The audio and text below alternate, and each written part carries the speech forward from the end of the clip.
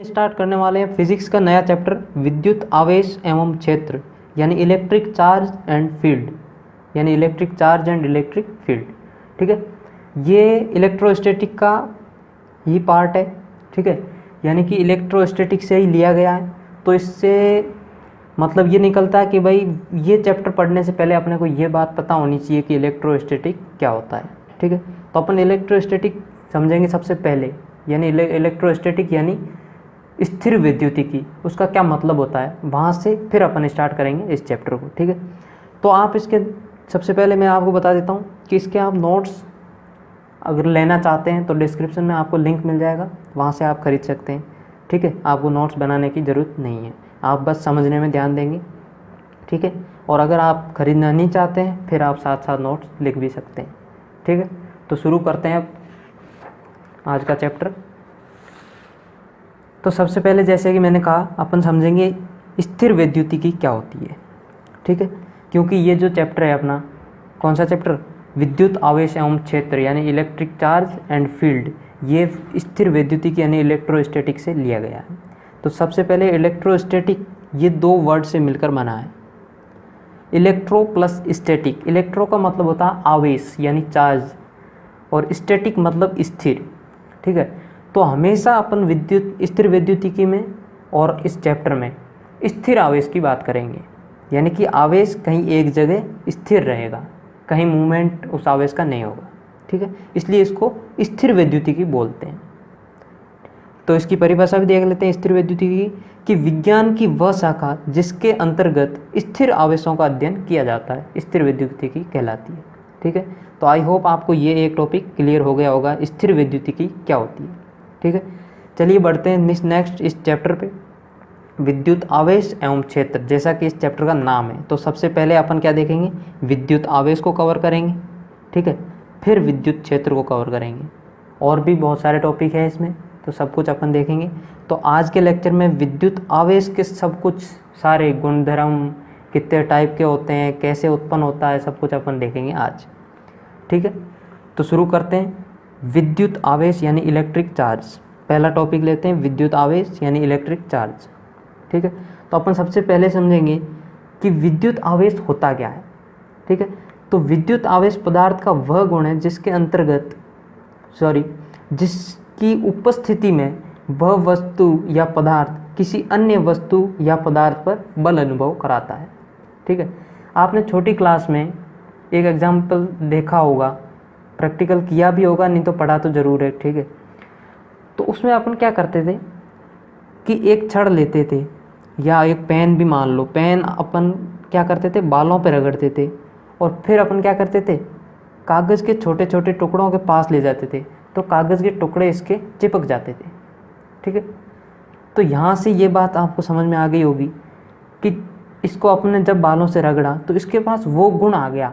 ठीक है, जिससे वो दूसरे पदार्थ को क्या करता है, या दूसरे पदार्थ को अपन क्या कह सकते हैं कि दूसरे पदार्थ को आकर्षित करता है, यानी कि दूसरे पे बल अनुभव कराता है। ठीक है, तो इसका कहने का मतलब यही था कि विद्युत आवेश पदार्थ का वह गुण है, यानी कि विद्युत आवेश एक पदार्थ की प्रॉपर्टी है, जैसे द्रव्यमान है वैसे ही, जिसकी उपस्थिति में अगर वो उस वस्तु के पास है तो उस वस्तु पर मतलब वो वस्तु किसी दूसरे पर बल अनुभव कराता है।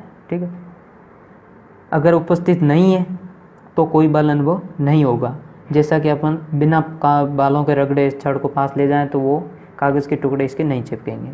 ठीक है, तो विद्युत आवेश क्या होता है समझ में आ गया होगा, और ये एग्जाम्पल जो कि मैंने अभी बताया ये भी समझ में आ गया होगा, जो कि छोटी क्लासों में अपन पढ़ चुके थे।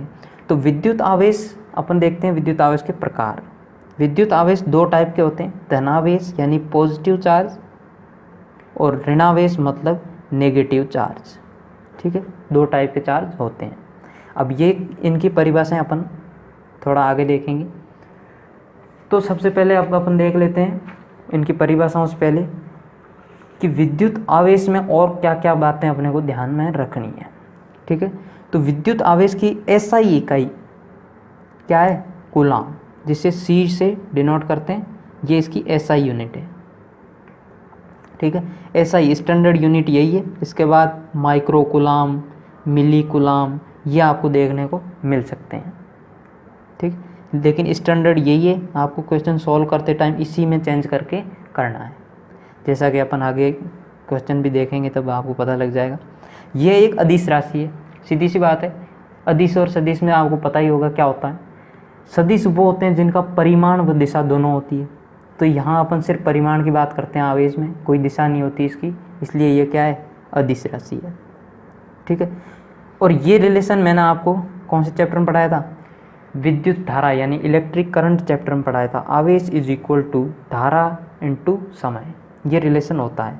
तो यहाँ से अपन आवेश को Q से लिख देते हैं, इज इक्वल टू धारा को I से इंटू T। तो ये अपने पास एक फॉर्मूला आ जाता है। ठीक है। इस फॉर्मूले में ये मैंने बता ही दिया आपको, I धारा है जिसे अपन किस में नापते थे, एम्पियर में, और Q आवेश है जिसे अपन किस में नापते हैं, कूलाम में, अभी पढ़ा था। और ये उस लेक्चर में, उस चैप्टर में पढ़ा था। और T समय है जिसे सेकंड में नापा जाता है। ठीक है। तो ये बात क्लियर हो गई आपकी।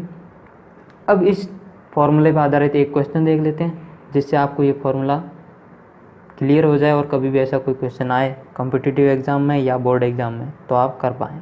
ठीक है। तो एग्जाम्पल ये कह रहा है कि यदि किसी तार में 4 कूलाम आवेश 2 सेकंड के लिए बहता है, 4 कूलाम आवेश 2 सेकंड के लिए बहता है, तो धारा का मान ज्ञात कीजिए। सीधा स्ट्रेट फॉरवर्ड क्वेश्चन है, सीधा से सीधा, कि अपने को क्या दे दिया, आवेश का मान दे दिया और समय की वैल्यू दे दी। पूछा क्या है, धारा यानी करंट पूछिए। तो ये फॉर्मूला अपन जानते हैं, Q is equal to I into T. Apply कर देते हैं, इसमें अपन वैल्यू जो अपने को दे रखी है वो पुट कर देते हैं। तो यहाँ से I is equal to Q के भाग में दे देते हैं T को, तो I is equal to Q by T. यहाँ Q अपने को दे रखा है 4 कूलाम और T दे रखा है 2 कूलाम। भाग दे देते हैं 4/2, 2 एम्पियर, क्योंकि धारा को किस में नापते हैं, एम्पियर में, इसलिए 2 एम्पियर, जिसे एम्पियर को A से डिनोट करते हैं। अगर वो चैप्टर आपने नहीं पढ़ा तो आप पढ़ सकते हैं। हमारे YouTube चैनल पे सर्च करना, YouTube पे अर्जुन क्लासेस। तो इस एग्जाम्पल में क्या पूछा है कि विद्युत आवेश का विमीय सूत्र लिखिए। ठीक है, विद्युत आवेश का विमीय सूत्र लिखना है। तो विमीय सूत्र मैंने 11th में पढ़ाया था आपको कि विमीय सूत्र कैसे निकालते हैं। विमीय सूत्र के लिए अपने को सिर्फ फॉर्मूला चाहिए होता है और कुछ भी नहीं, और फॉर्मूला मैंने आपको बता दिया है। फॉर्मूले में अपने को क्या करना होता है, उसकी जो मूलभूत इकाइयाँ होती है, मूलभूत राशियाँ, ठीक है, उनको अंदर रखना होता है और वो अपने को क्या दे देगा, विमीय सूत्र। ठीक है। तो इनमें आई विद्युत धारा मूलभूत इकाई थी। ठीक है, उस चैप्टर में मैंने 11th में पढ़ाया था, मात्रक मापन एवं विमा में। ठीक है। और समय ये भी मूलभूत है, तो दोनों मूलभूत है। धारा को किस में नापते हैं, A में, एम्पियर में, और समय को T में। ठीक है। तो A1 T1, ये इसका हो गया विमीय सूत्र। और विमीय सूत्र को हमेशा किस में, बड़े कोष्ठक में लिखते हैं। ठीक है। तो ये आ गया अपने पास आवेश का विमीय सूत्र। ठीक है। बढ़ते हैं नेक्स्ट कि आवेश क्या होता है, इसकी मतलब जो जो बातें अपने को याद रखनी थी वो अपन ने देख ली। अब देखते हैं आवेश कैसे उत्पन्न होता होगा। ठीक है, आवेश कैसे न कैसे तो उत्पन्न होता है। जैसे मैंने एक एग्जांपल दिया था वो बालों में रगड़ने वाला। ठीक है। तो ऐसे ही किन किन विधियों से आवेश को उत्पन्न किया जा सकता है। तो सबसे पहली वही विधि है जो मैंने अभी बताई थी, बालों वाली, घर्षण द्वारा आवेशन। घर्षण नाम से ही आपको समझ में आ गया होगा कि किन्हीं दो वस्तुओं को अपन क्या करेंगे, घर्षित, ठीक है, आपस में रगड़ेंगे, रब करेंगे।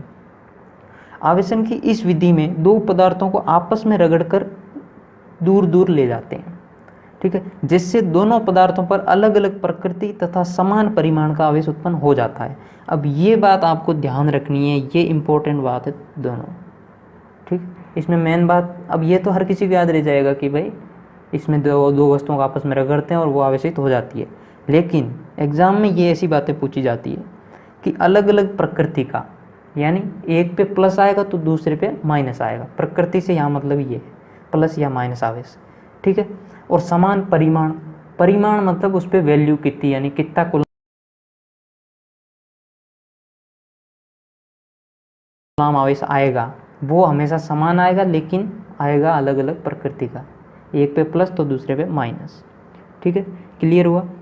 अब देखते हैं किस पदार्थ पर धनात्मक प्रकृति का आवेश उत्पन्न होगा तथा किस पे ऋणात्मक। ये किस पे डिपेंड करेगा, उस पदार्थ के प्रॉपर्टी क्या है, उस पदार्थ के गुणधर्म पर निर्भर करता है। ठीक है, यानी कि पदार्थ कठोर है, नरम है, इन बातों पे। ठीक है, यानी उसकी भौतिक और रासायनिक गुणधर्म पे डिपेंड करेगा। अब ये एक थोड़ा आप याद भी रख सकते हैं, ये स्टैंडर्ड है, एनसीईआरटी किताब में लिखा हुआ, इसलिए आपको कहीं कॉम्पिटिटिव एग्ज़ाम में पूछा जा सकता है या बोर्ड में भी पूछा जा सकता है कि कांच की छड़ को रेशम के कपड़े से रगड़ने पर, ठीक है, एक कांच की छड़ लेते हैं और एक रेशम के कपड़े को लेते हैं, उन दोनों को अगर रब किया जाए या आपस में रगड़ा जाए तो किस पे धनावेश आएगा, किस पे ऋणावेश। ये प्रैक्टिकल द्वारा देखा गया और आपको याद रखना है कि कांच की छड़ पर क्या आता है, धनावेश, और रेशम के कपड़े पर आता है ऋणावेश। ठीक है, अब ये होगी पहली विधि घर्षण द्वारा, यानी कि दो वस्तुओं को अपन घर्षित करेंगे, अपने क्या हो जाएगी, दोनों वस्तुएं आवेशित, जिनमें दोनों पे विपरीत प्रकृति का और समान परिमाण का आवेश आ जाएगा। ये इतनी बातें याद रखनी है इसमें। नेक्स्ट देखते हैं चालन द्वारा आवेशन, यानी कि चालन द्वारा आवेशित कैसे कर सकते हैं कोई वस्तु को। आवेशन की इस विधि में किसी एक वस्तु यानी आवेशित वस्तु को अन्य अनावेशित वस्तु से स्पर्श कराकर अनावेशित वस्तु को आवेशित किया जाता है। ठीक है, जैसे मेरे पास ये दो वस्तुएं हैं, ठीक है, ये आवेशित है और ये अनावेशित है, यानी इस पे आवेश है इस पे और इस पे नहीं है, तो मैं क्या करूँगा, इन दोनों को टच करूँगा। ठीक है, आपस में टच करूँगा तो चालन द्वारा, यानी कि इलेक्ट्रॉन जो चार्ज है वो यहाँ से चल के यहाँ चल जाएंगे। ठीक है, तो ये भी आवेशित हो जाएगी। तो ऐसे इसको क्या कर सकते हैं अपन, चालन द्वारा आवेशन। ठीक है, तो ये ज़्यादा इम्पोर्टेंट नहीं है, इसको आपको सीधा याद ही रखना है कि चालन द्वारा, बस ये परिभाषा है, इसमें से ज़्यादा क्वेश्चन नहीं बनते हैं। अब नेक्स्ट आता है, ये इम्पोर्टेंट है, प्रेरण द्वारा आवेशन। प्रेरण द्वारा किसी वस्तु को कैसे आवेशित किया जाता है। यदि किसी आवेशित वस्तु को किसी अनावेशित वस्तु के समीप, अब इसमें ध्यान ये रखना है कि ये बिना स्पर्श कराए ले जाते हैं, क्योंकि स्पर्श करा दिया तो ये तो हो जाएगा चालन द्वारा। इसमें क्या करते हैं, किसी आवेशित वस्तु को अनावेशित वस्तु के पास ले जाते हैं और उसको स्पर्श नहीं कराए। ठीक है, तो अनावेशित वस्तु की पास वाली सतह पर विपरीत प्रकृति का आवेश एवं दूर वाली सतह पर समान प्रकृति का आवेश उत्पन्न हो जाता है। इस घटना को स्थिर विद्युत प्रेरण कहते हैं। ठीक है, अभी समझाता हूँ। देखो कि अपने पास कोई अनावेशित वस्तु है जिस पे कोई आवेश नहीं है। एक बात आपको ये भी बता देता हूँ, आवेश नहीं है का मतलब आपको पता समझ में आया, आवेश नहीं है का मतलब क्या होता है। जैसे कोई अपने पास वस्तु है, इस पे आवेश नहीं है, यानी कि उदासीन है। उदासीन वस्तु कब होती है, जब यानी पॉजिटिव चार्ज और नेगेटिव चार्ज बराबर हो। ठीक है, ये मैं ऐसे ही बता रहा हूँ, एक्स्ट्रा पार्ट है, थोड़ा याद रखने के लिए, मतलब समझने के लिए कि साइंस पढ़ रहे हैं तो थोड़ी बातें समझ में भी आनी चाहिए। ठीक है, कोई वस्तु पे आवेश नहीं है, इसका मतलब ये होता है हमेशा कि वो उदासीन है, यानी कि उस पर पॉजिटिव चार्ज और नेगेटिव चार्ज बराबर है। क्योंकि कोई वस्तु है तो उस पर इलेक्ट्रॉन तो है, सीधी सी बात, चार्ज तो है, लेकिन वो पॉजिटिव और नेगेटिव बराबर होते हैं, इसलिए वो उदासीन कहलाती है। ठीक है, तो ये प्लस ये माइनस से, ये प्लस ये माइनस ये प्लस से, कुल मिला के ये उदासीन हो जाएगी, टोटल आवेश 0 हो जाएगा। ठीक है, इसलिए अनावेशित वस्तु कैसे है, तो ऐसी कोई अनावेशित वस्तु अपने को चार्ज करनी है ये। ठीक है, यानी कि या तो उस पर पॉजिटिव चार्ज लाना या नेगेटिव, तो अपन क्या करेंगे, कोई आवेशित वस्तु ले जाएंगे जिस पे ऑलरेडी आवेश है, उसको ले जाएंगे। तो ये प्रेरण का नियम कहता है कि आवेशित वस्तु को अनावेशित वस्तु के पास अगर ले जाते हैं तो उसकी पास वाली सतह, ये इसके पास वाली सतह, तो पास वाली सतह पर विपरीत प्रकृति का आवेश, जो चार्ज ले जाएंगे, जैसे अपन यहाँ पॉजिटिव ले जा रहे हैं तो यहाँ नेगेटिव आ जाएगा, उसकी दूर वाली सतह पर क्या आ जाएगा, पॉजिटिव, जैसा ले गए वैसा आ जाएगा। ठीक है, अब घर्षण में अपन ने क्या देखा था, जितना आवेश पहली वस्तु पर, मतलब दोनों वस्तुओं पे समान आवेश वितरित होता है। ठीक है, प्रकृति भले ही चेंज हो लेकिन समान आवेश वितरित होता है, लेकिन यहाँ ऐसा नहीं है। यहाँ मान लो यहाँ Q आवेश था तो यहाँ Q डैश आवेश आएगा, और Q और Q डैश दोनों कभी भी बराबर नहीं होंगे। ठीक है, ये दोनों कभी बराबर नहीं होंगे, यानी कि जितना ले गए उतना आवेश तो वहाँ नहीं आ पाएगा। ठीक है, ये बात आपको इतनी याद रखनी थी प्रेरण द्वारा आवेशन में। तो आवेशन की तीनों विधियाँ बता दी गई है, घर्षण द्वारा आवेशन, चालन द्वारा आवेशन और प्रेरण द्वारा आवेशन। ठीक है, तो इनको आप ध्यान रखें। अब एक प्रेरण में एक एग्जाम्पल बनता है अच्छा, जो कि बोर्ड में आपको पूछा जा सकता है, इम्पोर्टेंट है, ध्यान रखें इसको। एक गोले को प्रेरण द्वारा आवेशित कैसे कर सकते हैं, यानी कि आपको कोई एक गोला दे दिया, उसको प्रेरण द्वारा आवेशित करना है। ठीक है, तो उसको कैसे करेंगे, यह क्वेश्चन ऐसे भी बन सकता है, गोले को प्रेरण द्वारा आवेशित करने की विधि क्या है। ठीक है, तो इसको 4 स्टेप में इसको अपन आवेशित करते हैं। ये स्टैंडर्ड स्टेप है, ये मैं आपको बता देता हूँ कैसे अपन कर सकते हैं इसको। देखो, मान लो अपने को गोले को क्या करना है, धनावेशित करना है, यानी कि गोले पर पॉजिटिव चार्ज अपने को लाना है। ठीक है, तो इसलिए हम सर्वप्रथम विपरीत आवेश यानी ऋणावेशित वस्तु को मतलब गोले के पास लाएंगे। ठीक है, जो गोले पे अपन को जो आवेश लाना है, अगर धनावेशित करना है तो नेगेटिव आवेश का कोई छड़ लाएंगे, और ऋणावेशित करना है तो पॉजिटिव आवेश की कोई छड़ लाएंगे। ठीक है, तो अपन जैसा फर्स्ट स्टेप में कहा है वैसा वैसा कर देते हैं। एक ये अपने पास क्या है, अनावेशित गोला है, जिसे धनावेशित करना है तो अपन विपरीत आवेश का लाएंगे यानी कि ऋणावेशित छड़ पास में लाएंगे। ठीक है, स्टेप सेकंड में अपन क्या करेंगे, अब देखो ये चीज़ क्या है, अनावेशित के पास आवेशित लाना, मतलब अब प्रेरण का रूल लगेगा। प्रेरण के अनुसार क्या है कि उसकी पास वाली सतह पर विपरीत आवेश और उसके दूर वाली पे वैसा वैसा आवेश आ जाएगा। तो पास वाली सतह ये है, तो इस पर अपन नेगेटिव लाए थे तो विपरीत आवेश आ जाएगा, प्लस आ जाएगा। ठीक है, तो यहाँ प्लस यहाँ माइनस। अब देखो अपने को गोले पे चूँकि सिर्फ धनावेश चाहिए। ठीक है, क्योंकि और यहाँ क्या आ गया, दोनों, अगर अपन इस छड़ को दूर ले जाएंगे तो ये तो वापस प्लस माइनस कैंसिल हो जाएंगे। ठीक है, तो अपने को कैसे ही करके इन नेगेटिव को हटा लेना है और सिर्फ पॉजिटिव को रखना है। तो अपन क्या करेंगे, गोले को एक तरफ से, जिस तरफ नेगेटिव है उस तरफ से भू संपर्कित करेंगे। भू संपर्कित का मतलब पता है आपको क्या होता है, भू संपर्कित मतलब ये होता है किसी आवेशित वस्तु है, ठीक है, उसको किसी चालक द्वारा पृथ्वी से जोड़ देते हैं। ठीक है, क्योंकि पृथ्वी का वोल्टेज 0 होता है, ये बात ध्यान रखनी, पृथ्वी का वोल्टेज 0 होता है, तो जितना आवेश होता है वो पूरा आवेश पृथ्वी खींच लेती है। ठीक है, तो नेगेटिव आवेश पृथ्वी पे चला गया और पॉजिटिव आवेश अपने पास दूसरी साइड बच गया, जो कि ये वस्तु अपन हटाएंगे तो इस पे रह जाएगा। तो अपन अब क्या कर लेते हैं, ये तो स्टेप था भू संपर्कित करने वाला, अब भू संपर्कित भी हटा लेते हैं और इस वस्तु को भी दूर ले जाते हैं। तो फाइनली अपने पास क्या बच गया, ये गोला बच गया जिस पे पॉजिटिव चार्ज आ गया। ठीक है, तो ये गोला ऐसे अपन धनावेशित कर सकते हैं। ठीक है, इसके स्टेप्स आप ध्यान रखें, आपको कहीं भी पूछा जा सकता है। अब देखते हैं विद्युत आवेश के प्रकार तो मैं बता ही चुका हूँ, धनावेश और ऋणावेश, टाइप्स ऑफ इलेक्ट्रिक चार्ज। प्रकार तो मैं बता चुका हूँ, धनावेश और ऋणावेश यानी पॉजिटिव चार्ज और नेगेटिव चार्ज, लेकिन परिभाषा नहीं बताई थी। ठीक है, तो यहाँ मैं बता देता हूँ आपको परिभाषा। किसी वस्तु पर धनावेश उसकी सामान्य अवस्था से इलेक्ट्रॉनों की कमी को प्रदर्शित करता है। सामान्य अवस्था क्या होती है किसी पदार्थ की, जैसा मैंने अभी थोड़ी देर पहले बताया था, सामान्य अवस्था मतलब उदासीन अवस्था, जिस पे पॉजिटिव और नेगेटिव आवेश बराबर हो, वो होती है किसी वस्तु की सामान्य अवस्था। अब सामान्य अवस्था में मान लो मेरे पास प्लस प्लस प्लस 3 प्लस है, ये मैं समझाने के लिए कह रहा हूँ, बाकी आवेश कितना भी हो सकता है। ठीक है, मान लो कि क्योंकि उदासीन है तो प्लस और माइनस होंगे तो बराबर। ठीक है, तो मैंने मान लिया 3 ही प्लस है और 3 ही माइनस है।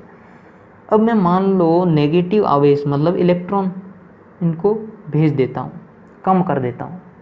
ठीक है, तो मेरे पास क्या बचेगा, ये वस्तु थी, पॉजिटिव तो वैसा का वैसा है, नेगेटिव ये है। ठीक है, तो अब ये नेगेटिव ये पॉजिटिव कैंसिल, ये नेगेटिव ये पॉजिटिव कैंसिल, फाइनली क्या बच गया? पॉजिटिव आवेश। ठीक है, तो उस वस्तु पे क्या बच गया? पॉजिटिव। तो यही इसका कहने का मतलब है कि किसी वस्तु पर धनावेश उसकी सामान्य अवस्था से इलेक्ट्रॉनों की कमी को प्रदर्शित करता है। यहाँ अपन ने इलेक्ट्रॉन एक भगा दिया था, तो यहाँ क्या हो गया? इलेक्ट्रॉनों की कमी होगी। तो फाइनली अपने पास क्या हो गया? इस पर पॉजिटिव आवेश। वैसे इसका उल्टा यहाँ है, नेगेटिव में क्या होता है? किसी वस्तु पर ऋण आवेश उसकी सामान्य अवस्था से इलेक्ट्रॉनों की अधिकता को प्रदर्शित करता है। अब इसको अपन ऐसे समझेंगे कि ये कोई वस्तु थी जिस पे 3 पॉजिटिव आवेश थे, 3 ही नेगेटिव आवेश थे। अब मान लो मैं इलेक्ट्रॉन को ले आता हूँ एक और, यहाँ मैं एक और इलेक्ट्रॉन ले आया, यानी नेगेटिव आवेश ले आया। तो ये और ये कैंसिल, ये कैंसिल, ये कैंसिल, फाइनल क्या बच गया? इलेक्ट्रॉन, यानी कि नेगेटिव चार्ज। तो इलेक्ट्रॉनों की क्या है? अधिकता है। तो इसको अपन क्या बोलेंगे? ऋणावेश है इस वस्तु पे। ठीक है, तो आई होप आपको समझ में आ गया होगा कि पॉजिटिव आवेश और नेगेटिव आवेश का मतलब क्या होता है। ठीक है, अब ये हो गया टाइप्स ऑफ इलेक्ट्रिक चार्ज, यानी कि विद्युत आवेश के प्रकार। अब ये बात भी आपको ध्यान में रखनी है कि सजातीय यानी कि समान प्रकृति के आवेशों में हमेशा प्रतिकर्षण होता है। अगर पॉजिटिव को अपन पॉजिटिव के पास लाएंगे तो हमेशा ये दूर की तरफ जाएंगे, यानी कि सेम में क्या होता है? प्रतिकर्षण। और नेगेटिव को पॉजिटिव के पास लाएंगे तो क्या होगा? आकर्षण। ठीक है, तो सजातीय यानी समान प्रकृति के आवेशों में हमेशा प्रतिकर्षण तथा विजातीय यानी विपरीत प्रकृति के आवेशों में हमेशा आकर्षण होता है। अब देखते हैं विद्युत आवेश के मूलभूत गुण। टाइप्स अपन ने देख लिए, कैसे उत्पन्न होता है देख लिए, और कुछ जो पहले अपन ने शुरू में देखा आवेश क्या होता है और उसकी क्या क्या प्रॉपर्टीज होती है वो देख ली। अब देखते हैं विद्युत आवेश के मूलभूत गुण। विद्युत आवेश के क्या क्या गुण होते हैं, ये क्या क्या गुण रखते हैं। ठीक है, तो पहला है आवेशों की योज्यता, यानी कि आवेशों को जोड़ा कैसे जाता है। तो आवेश द्रव्यमान की भांति अदिश राशि है, ये मैं बता चुका हूँ आपको कि आवेश द्रव्यमान की भांति अदिश राशि है जिसका सिर्फ परिमाण होता है, कोई दिशा नहीं होती। विभिन्न प्रकार के आवेशों को एक साथ जोड़ने के लिए बीजगणितीय योग किया जाता है। अब बीजगणितीय योग का मतलब क्या होता है? बीजगणितीय जहाँ भी वर्ड आया आपको मतलब समझ लेना चाहिए हमेशा कि बीजगणितीय का मतलब कि चिन्ह के साथ अपन जोड़ेंगे।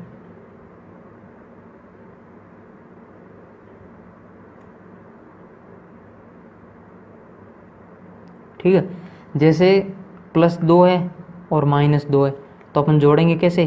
+2 प्लस -2 यानी कि +2 -2 यानी 0। तो चिन्ह को ध्यान में रखते हुए, चिन्ह का साथ में लेते हुए जोड़ेंगे, उसको क्या बोलते हैं? बीजगणितीय योग।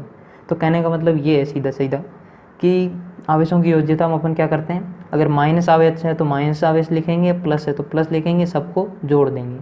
ठीक है, तो ये है इसका मतलब। अब इसको अपन एग्जाम्पल देखेंगे और अच्छे से आपको क्लियर होगा।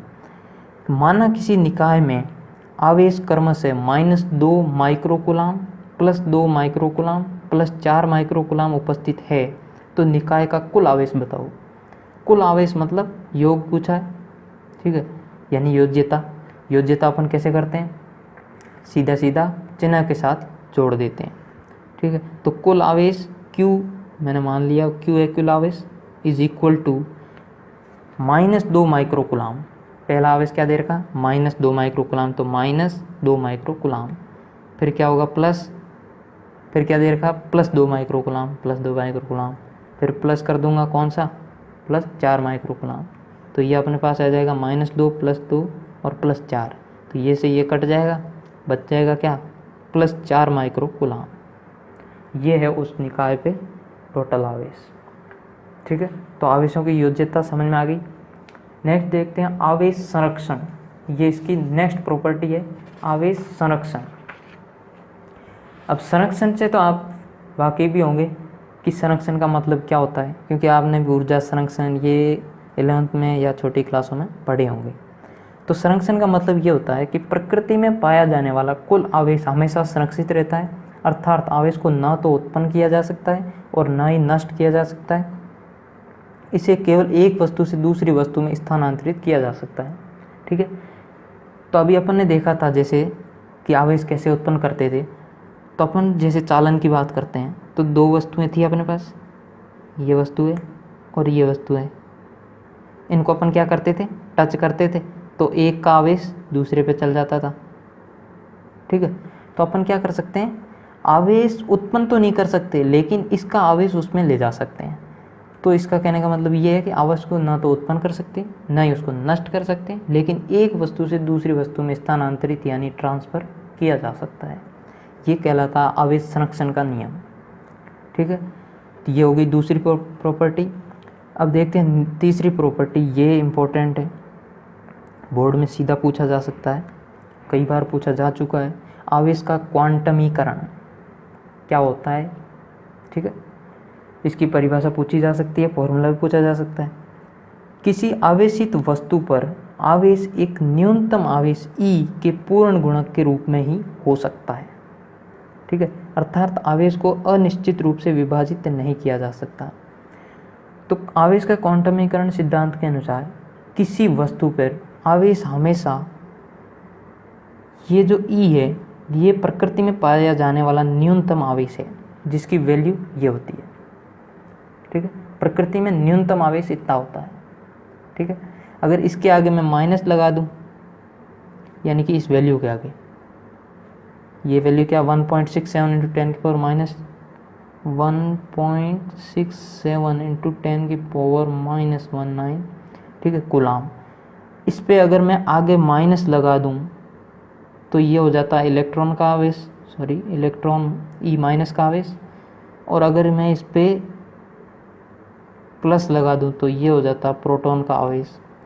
क्या होता है, प्लस 1.67 इंटू 10 की पावर माइनस 19 कूलाम।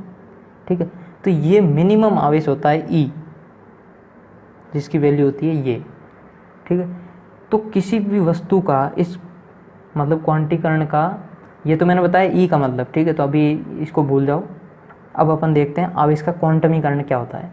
क्वांटमीकरण के अनुसार किसी वस्तु पर आवेश क्या होता है, हमेशा इस E यानी कि जो न्यूनतम आवेश प्रकृति में संभव है इसका पूर्ण गुणक होता है।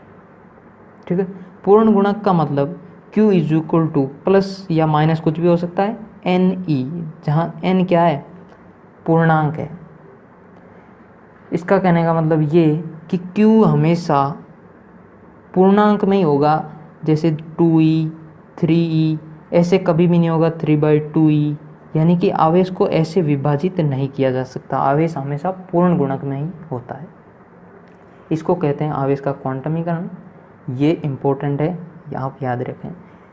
एक बार फिर बता देता हूँ, किसी आवेशित वस्तु पर आवेश एक न्यूनतम आवेश E के पूर्ण गुणक के रूप में ही हो सकता है, अर्थात आवेश को अनिश्चित रूप से विभाजित नहीं किया जा सकता, यानी कि 1/2E, E/2, E/3 ऐसा कुछ भी पॉसिबल नहीं है। हमेशा ऐसे ही होगा 4E, 8E, क्या 5E, कुछ भी ऐसा जो आगे पूर्णांक होगा। ठीक है, एग्जाम्पल देखते हैं एक, प्रकृति में निम्न में से कौन सा आवेश संभव है। ठीक है, तो अपन को क्या दे रखे हैं, ऑप्शन। तो ऑप्शन देखते ही अपने को समझ जाना चाहिए ये क्वेश्चन कहाँ से है, आवेश के क्वांटमीकरण से। तो मैंने बताया कि आवेश को अपन ऐसे विभाजित नहीं कर सकते, वो हमेशा पूर्णांक में ही होता है। तो पूर्णांक का एक ही ऑप्शन है, ये हो जाएगा राइट। तो चलिए देखते हैं नेक्स्ट एग्जाम्पल। नेक्स्ट एग्जाम्पल कह रहा था कि एक कूलाम आवेश में कितने इलेक्ट्रॉन या प्रोटॉन हो सकते हैं या होते हैं।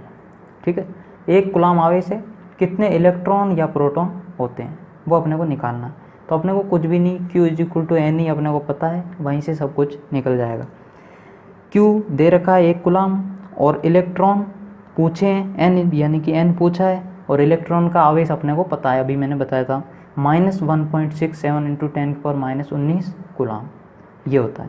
ठीक है, तो अपन Q is equal to NE ये जानते हैं, निकालना क्या है N, तो E का भाग दे देंगे Q में, तो N is equal to Q/E। अब Q का मान 1 कूलाम, तो रख दिया 1 कूलाम, बट्टा E का मान 1.67 इंटू 10 की पावर -19 कूलाम। कूलाम से कूलाम कट गया, यानी कि जो ये वैल्यू आएगी वो आएगी यूनिट लेस, क्योंकि यूनिट जो नीचे थी वो भी वही ऊपर थी, कट गई। क्या आएगा, यूनिट लेस। यूनिट लेस मतलब कोई संख्या आ रही, संख्या हमेशा यूनिट लेस ही होती है। ठीक है, तो यानी कि आंसर तो सही आने वाला। ठीक है, तो अब इसका ये ऊपर जाएगा, क्या बन जाएगा, 10 की पावर -19 था, ऊपर जाएगा +19। अब +19 को मैं 10 × +18 लिख सकता हूँ। ठीक है, तो 10 बटा ये जो था वो लिख दिया 1.67 × 10 की पावर 18। तो ये आ गया इसका फाइनल आंसर n = 6.25 × 10 की पावर 18। ठीक है, तो आप यहाँ से देख सकते हैं कि एक कूलाम आवेश में 10 की घात 18 इलेक्ट्रॉन होते हैं। ठीक है, यानी कि एक कूलाम आवेश बहुत बड़ी संख्या होती है, कोई नॉर्मल नहीं होता, एक कूलाम आवेश बहुत बड़ा नंबर होता है।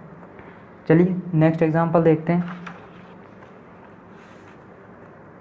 किसी वस्तु पर 10 की पावर 13 इलेक्ट्रॉन तथा 10 की पावर 5 पॉजिट्रॉन आवेश है, तो वस्तु पर कुल आवेश बताओ। E+ और E- का मतलब मैंने आपको पहले भी बता दिया, अभी यहाँ फिर आप देख सकते हैं। ठीक है, तो अपने को क्या दिया है कि 10 की घात 13 और 10 की घात 5 ये अपने को आवेश दे रखे हैं। ये 10 की घात 13 इलेक्ट्रॉन और ये है 10 की घात 5 E+। ठीक है, तो अपने ने क्या पूछा है, कुल आवेश। ठीक है, तो Q = N अपन जानते हैं, N ये दे रखे हैं और E का मान अपने को पता है, तो दोनों के लिए Q निकालेंगे और जोड़ देंगे। ठीक है, समझ में आई कहानी। तो सबसे पहले जोड़ते हैं वस्तु पर कुल ऋणावेश, यहाँ E- है तो अपने पास क्या आएगा, नेगेटिव आवेश। ठीक है, तो वस्तु पर कुल ऋणावेश Q मान लिया मैंने, Q E- = Ne। अब यहाँ E क्या है, E- यानी कि इलेक्ट्रॉन, इलेक्ट्रॉन पे आवेश कितना होता है, -1.67 × 10 की पावर -19 कूलाम। ठीक है, तो ये गुणा कर लेंगे, अपने पास ये आ जाएगी वैल्यू नेगेटिव आवेश की।